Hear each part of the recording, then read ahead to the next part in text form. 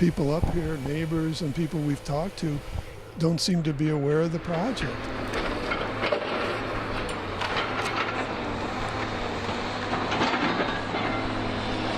I think the people of this whole area, this isn't just a town of Arkwright issue, it's going to impact this whole section of the county and western New York. You know, it's a beautiful place. We're next to one of the greatest freshwater resources in the world, and they're up here destroying the watershed. So I think people aren't, until the first 700-foot tower goes up, people have no idea what's going on up here. And that's a concern, and it seems by design, the cover-up and the way the meetings are held and scheduled and no public there. Try living under one of them or near them within a quarter mile, half mile, day after day after day, and hearing the humming and feeling the vibration, the infrasound. You don't even have to hear it, it's felt. The reason we're here is to educate the public about the negative impacts of wind energy. When you're living in a residential area with industrial wind turbines, it's critical that you know what the negative impacts are. The wind power companies didn't tell us. Our town boards didn't tell anyone. So who's there and who's responsible to educate everyone about it? We are, the people, and that's why we're here, so people are aware of what's coming. If you weren't a host landowner for the turbine, you were totally left out of the picture. You didn't have no clue what was going on with any of this. Just say no. And that's why we're all here. The local people should have some say in this too. Anything that's going to impact their lives to this degree should be something that they could have some say in it. We're here to protest the windmills. We don't feel that the taxpayer should have to subsidize wind power or any other form of power. Any power should stand in the free market, and the test of the free market will determine whether it's worthwhile and efficient, not politicians in Albany or Washington. So much of rural New York State is going to be converted to these utility scale projects, and they're not going to make a dent to mitigate CO2 levels or anything that hasn't proven to be the fact in other countries that have invested so heavily in these industrial scale renewables. And I just feel like we're going to leave a horrible, horrible legacy for the next generation, a massive cleanup when they realize these things have failed, that we were sold a false premise that they're going to save the day, and all they've done is destroy communities, our rural agricultural lands and beautiful, pristine rural areas. It's senseless.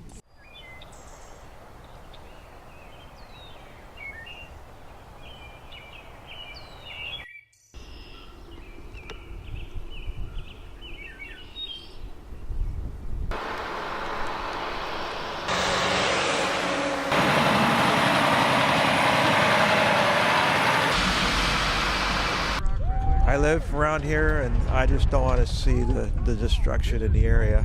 Our state governor is supporting these terrible wind turbines, and there are people that are going to suffer because of that, and there's no justice for the people.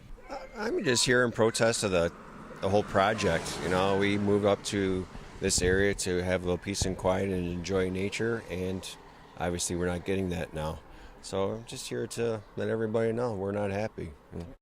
We're going to be stuck with these monsters for probably the rest of our lives. This dust in the road and the mud that they put on this road, just because they're hosing it off with that water, it's going into the ditch, which then goes where? The dust that you breathe from when these trucks go by is not healthy to breathe. It's not healthy to breathe. It's cement dust, it's limestone dust, it's silica dust, which is very, very corrosive and once it gets in your lungs, it never goes away. I ran concrete mixer for 14 years, and we used to wear dust masks with silica dust for silica fly ash. You breathe that dust in, it don't go away. And it's the leading cause of lung cancer. We kind of got railroaded when it comes to the wind farms and the turbines. And I just don't want to see from my back window looking at a 500-foot tower. I think it's too big, it's too much. I think there are better alternatives. And I feel like we got kind of sold out by our town board is basically why I'm here. I'm just kind of angry. We're going to get some effects from this. We'll get a lot of flicker effect, I think, on the drumlin that we see from our deck. The sounds that you don't hear, those subliminal sounds, are very harmful to children. And they've just gone ahead with this, the government-funded business of putting up windmills without really checking into the local community and what they thought about it and what the intelligent people who have researched this understand about it. Industrial wind turbine project does not have a place here. The setback requirements are not adequate and the homes are too close, and there's a growing stream of evidence is pointing to the fact that there's adverse health effects and environmental degradation. Our town was never notified as a populace. It was behind doors, and if you didn't happen to go to a meeting, you didn't know what was coming.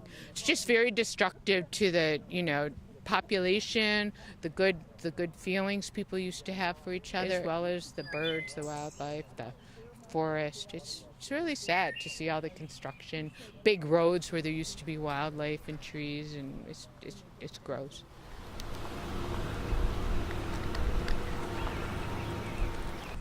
We're protesting these turbines, wind turbines. We don't need them. The power's not for here anyway. It's just costing us money that we can't do with, can't handle. Went to some meetings, tried to stay informed as much as possible, but there was a lot that was left out, a lot that we didn't know about right up front to the public. The turbines are very unhealthy close to humans where they live. The sound is attenuated within the walls. So besides that it's not true green energy, it's doubly subsidized, it's non-storable energy. It doesn't run in the worst weather and the hottest weather. The shadow going through people's homes, I couldn't stand that. And the noise, and even causing the vibration in the walls, that would be horrible, and it's causing mental health problems, and so I've completely turned around on how I feel about them. But apparently it's too late for this area, but should stop it for other areas. The public was never notified on these, exactly how big they are and the impacts that they were going to have, and they are industrial wind, they're wind turbines, and they don't belong in a residential area. They could have come to this community and said, well, we will do this in an open way, open meetings. We will let you help plan the whole process here. But it became divisive, and then working in secret to remove certain people and then resculpt all the decision makers in the community. So you end up with, at least 10 provable people that were receiving funds. Some of the townships are apparently conflicted in interest, where various town municipal officers have been identified by the New York State Attorney General as having financial interest in the wind farms. They're hiding. This is all lies, and they're hiding, and it's just a few people that are going to make money off of this, and there's not going to be a return for people that are going to suffer the consequences of these wind farms once they're put up. They started sniffing around here and finding landowners to take that 20 grand a year, and they're hearing money. You're going to hear them. A few years ago, a company approached us, and they were trying to convince us to clear some of our property. Not knowing too much, we said, absolutely not. They offer you money. So if you are in need and you don't read the small print, you can fall for it easily. They're not renewable, they're not sustainable, they're not economically viable. They're a disaster to the environment and to the economy of New York. If you just listen to the wind industry, you're going to hear all kinds of false news, fake news about the safety of the turbines, about the fact that they sound only as noisy as a refrigerator. Maybe if you took that refrigerator and busted up the compressor a little bit so it whined and squealed and came on and off and made different sounds each time, maybe that's what a refrigerator sounds like in a wind factory.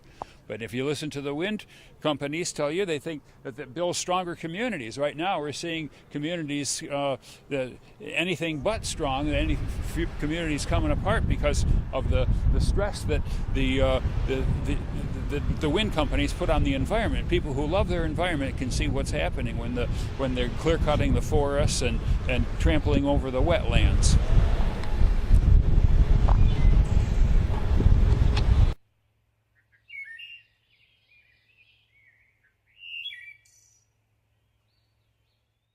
From where we sit in our home, we should be able to see 24 from the Ball Hill Wind Project, and we'll see many more from the Arkwright Project, and the proposed Cassadaga Project will be behind us with 30 more. So we'll have quite a lot in our area, and it's going to lower our family, our property values.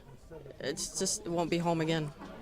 The destruction that's going on in Arkwright, the wind turbines are just, these companies are coming in and destroying everything. They're clear cut. I drive through Arkwright at least 4 times a day. It's just heartbreaking. And 500-foot turbines are skyscrapers. We don't need skyscrapers in our community. That's not why we moved here, and that's not why we stayed here.